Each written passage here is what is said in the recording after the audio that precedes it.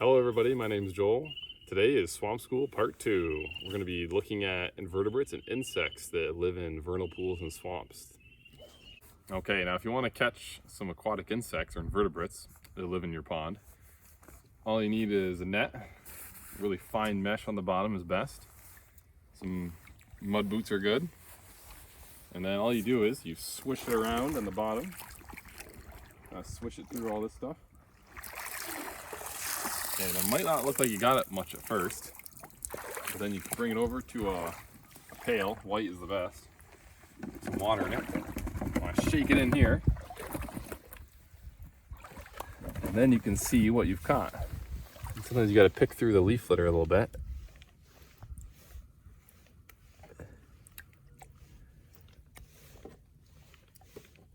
Okay, so I got tons of caddisflies. So these little piles of sticks, you can see there's a bunch of them in here.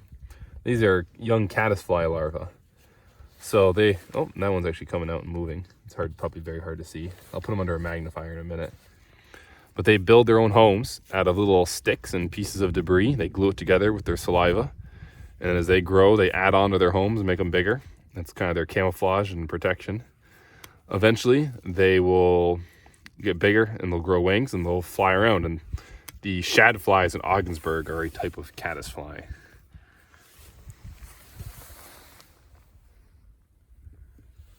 Are they going to come? Let's see if they come out at all. Yep, the one's coming out already. He's sticking his head out. He's moving around. You can see his little body there. Oh, now he's poking out too. Cool. Okay, and here we have an aquatic sow bug. That's the guy who looks like a roly-poly. They basically are. They're an underwater roly-poly.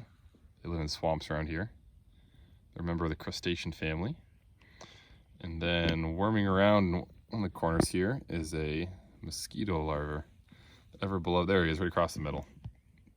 The ever-beloved mosquito larva. Yay, mosquitoes.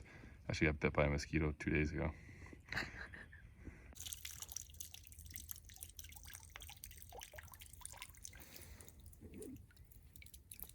It's a fingernail clam.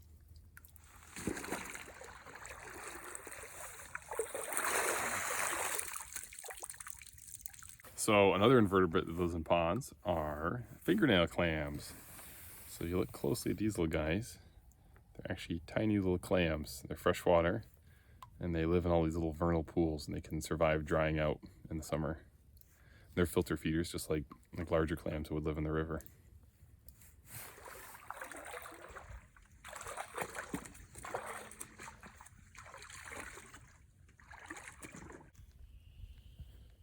Okay, here's another insect that lives in ponds down here. This is a water skimmer. And they have 4 legs they use for balancing on top of the water. They actually are light enough where they don't quite break the surface tension of the water. For them, water is almost like the consistency of honey, or probably even stickier for them. They can just float right on top. And they have 2 arms in the front. They use it to capture their little smaller insects and eat them. There you go. This is another insect that lives in vernal pools. They are water boatmen. Named because he looks like a little rowboat with oars.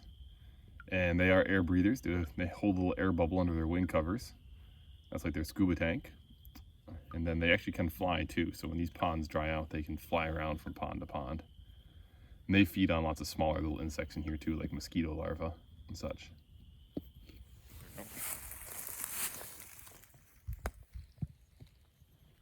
So the water of these vernal pools is just teeming with life. And here we have amphipods, they're the little ones that swim on their sides. There's isopods, there's sow bugs that are crawling around, mosquito larvae, fingernail clams. So these are big nurseries of life where lots of animals start their life. And they are in turn food for even larger animals, so birds, turtles, mink, frogs, all that kind of stuff.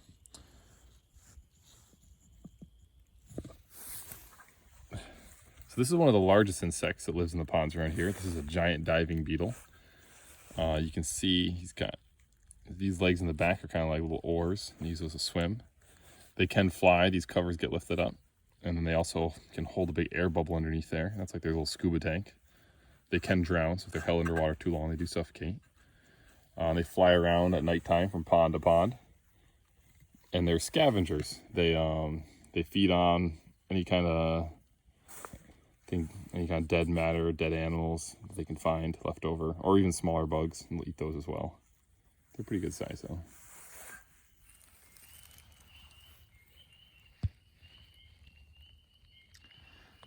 Okay, another type of insect you might find when you're out collecting is damselfly larvae. They kind of look like these fellows here. They kind of look like little lizards, but they have 6 legs. Those 3 little spines or feathers that look like they're hanging out their back ends, those are actually their gills. That's what they use to breathe. And you've seen these guys when they get older. They're those ones that look like long, skinny dragonflies. They're like neon green or neon blue, usually landing on your dock or your kayak. This is where they start life. They start life in these little ponds. That's what they look like.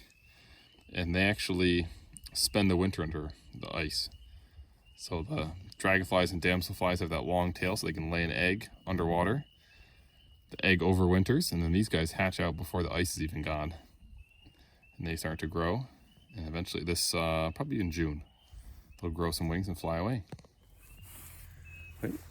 Pond snails are another common invertebrate you might find in your pond. They come in many different types. There's spiral pond snails, there's ram's horn pond snails. And they are kind of the cleanup crew. They help break down and eat algae, break down old dead vegetation matter. And they are a big food source in turn for stuff like turtles. Turtles love to eat crunch-on snails. Well, thank you for watching today, and we'd like to thank the New York Power Authority for funding the Nature Center and the programs that we do here. We'll see you guys all tomorrow.